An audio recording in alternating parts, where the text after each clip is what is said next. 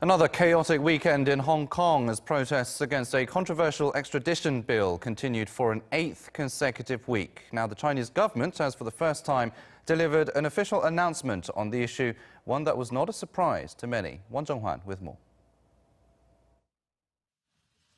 Monday saw the first major press conference from Beijing on Hong Kong issues since the former British colony was handed over to China in 1997.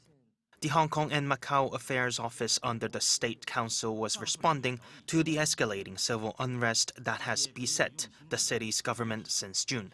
The spokesman for the office, Yang Guang, said the unrest has created a serious negative economic impact for Hong Kong and that this has been disheartening to people who treasure the city, referring to violent clashes and the police's discovery of suspected bomb-making equipment. Yang also delivered the central government's support for the Carrie Lam administration. He said Beijing strongly supports the current administration and efforts by the police to enforce the law.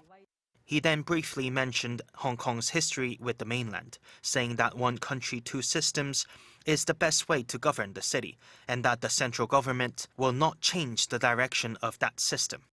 Finally, he explained in more detail what the central government expects from Hong Kong, laying out 3 factors: to firmly oppose violence, to firmly safeguard the rule of law, and to end political conflict as soon as possible. It was Beijing's first press briefing amid a wave of mass protests and violent clashes that has continued for around 2 months. And suggesting that Beijing is unlikely to change its position, it appears the situation is unlikely to be resolved anytime soon.